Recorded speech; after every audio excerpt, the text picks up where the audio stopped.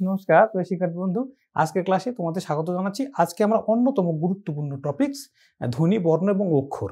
বিভিন্ন চাকরি পরীক্ষায় এগুলোর থেকে প্রশ্ন আসে। তো আমরা একসাথে শিখব ধ্বনি, বর্ণ এবং অক্ষর নির্ণয় করা। তো প্রিয় শিক্ষার্থী, আমি মনে করছি 5 সেকেন্ডের মধ্যে তোমরা ধ্বনি, বর্ণ এবং অক্ষর নির্ণয় করা শিখবে। তো আমি আগে নিয়মটা তোমরা যদি বুঝতে পারো, নিয়মটা তোমরা আগে জেনে নাও, জেনে নিয়ে তারপরে চেষ্টা করবে এবং আমার ক্লাসটি তোমরা ফলো করো। তার পরবর্তীতে তোমরা বুঝতে পারবে যে আসলে 5 সেকেন্ডে আমরা ধ্বনি, বর্ণ এবং অক্ষর নির্ণয় করা শিখে ফেললাম। তো প্রিয় শিক্ষার্থী, আর কথা নয়, আমরা ক্লাসে যাচ্ছি। তো শুরুতে আমি একটি বাক্য লিখলাম, মধু মিতা পরে। এখন দেখো, এই যে মধুমিতা, আমরা শব্দটি যদি আমরা ভাঙাই, অর্থাৎ ধ্বনি আমরা কয়টি ধ্বনি পাই সেই ধ্বনিটা আগে আমরা নির্ণয় করি। দেখো, মধুমিতা শব্দে আমরা ধ্বনি পাচ্ছি ময়ের সাথে একটা অধ্বনি আছে, যাকে আমরা নীলিন বর্ণ বলি। তারপরে ধ, তারপরে আছে রস্যু, তারপরে আছে ম, তারপরে আছে রস্যই, তারপরে আছে ত, তারপরে আছে আ। দেখো, আমরা ধ্বনি পালাম 1 2 3 4 5 6 7 8টি। তার অর্থ মধুমিতা শব্দে 8টি ধ্বনি আছে। এখন বর্ণ কয়টি আছে, বর্ণ আমরা একটু জেনে নিই।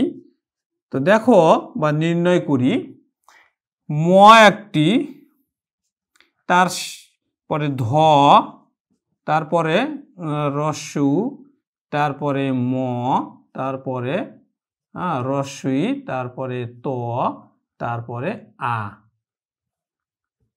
আমরা বর্ণ পালাম 1 2 3 4 5 6 7টি। এখন দেখো, অক্ষর আমরা কয়টি পাচ্ছি, অক্ষরটা আমরা একটু নির্ণয় করি। তো প্রিয় শিক্ষার্থী, আমি অক্ষর ক্লাসটি দিয়েছি ইতিমধ্যে। তোমরা যারা দেখেছো তারা তো বুঝতে পারবে, আর যারা দেখোনি তারা ওই ক্লাসটি জেনে নেবে। এবং আমি একটু আলোচনাও করি যে একটি শব্দ ভাঙালে যে কটি আমরা ধ্বনি পাবো, সেই ধ্বনিগুলোর মধ্যে যে কটি আমরা স্বরধ্বনি পাবো, সেই কটি স্বরধ্বনি কিন্তু অক্ষর। এখন দেখো, মধুমিতার শব্দে আমরা স্বরধ্বনি পেয়েছি এখানে অ একটি, রস্য একটি, রস্যই একটি এবং আ একটি। তাহলে আমরা মধুমিতা শব্দে অক্ষর পেয়ে গেছি আমরা 4টি। এখন দেখো, এই যে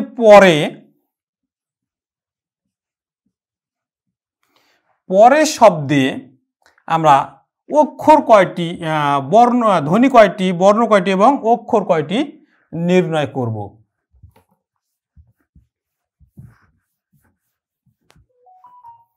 এখন দেখো যে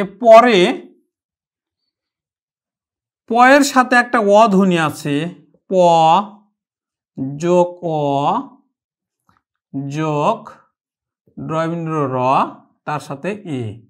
তার অর্থ এই পরের শব্দের আমরা ভাঙালে ধ্বনি পাই 1 2 3 4, 4টি ধ্বনি আমরা পেয়ে গেছি।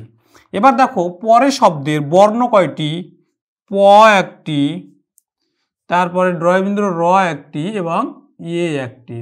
তার অর্থ বর্ণ আমরা পেয়েছি 3টি।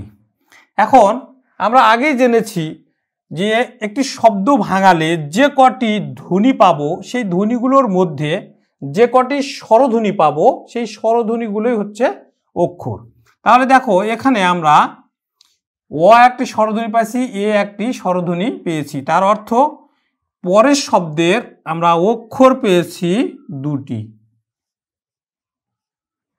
আমরা আরেকটি শব্দ আমরা যদি ভাঙাই তাহলে বর্ণ, ধ্বনি এবং অক্ষর কয়টি পাই। তাহলে দেখো, কলম, আমি একটি শব্দ লিখলাম কলম। এই কলম শব্দে যদি আমরা শব্দটাকে যদি আমরা ভাঙাই তাহলে আমরা ধ্বনি পাই। দেখো ক, ক এর সাথে একটি অ ধ্বনি আছে, তারপরে আছে ল, ল এর সাথে আরেকটি অ ধ্বনি আছে যাকে আমরা নীলিন বর্ণ বলি, তারপরে আছে একটি ম। তাহলে দেখো কলম শব্দে ধ্বনি আমরা পেয়েছি 1 2 3 4 5টি। এবার আমরা বর্ণ নির্ণয় করব। কলম শব্দে বর্ণ আছে কয়টি? ক একটি, ল একটি এবং ম একটি। তার অর্থ কলম শব্দে বর্ণ আছে 3টি। এবার আমরা নির্ণয় করব অক্ষর।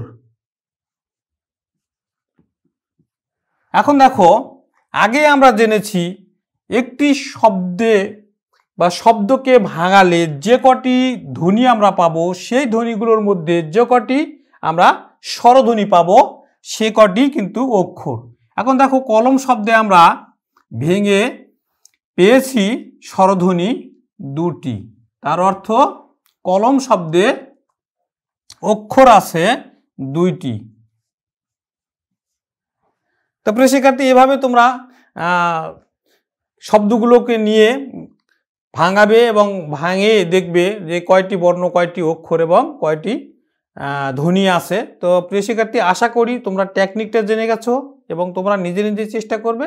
আমি 100% নিশ্চিত করে বলতে পারি যে তোমরা ধ্বনি, বর্ণ এবং অক্ষর নির্ণয় করা শিখে গেছো। তো প্রিয় শিক্ষার্থী, সকলে সাফল্য কামনা করে আজকের ক্লাস এখানে শেষ করছি।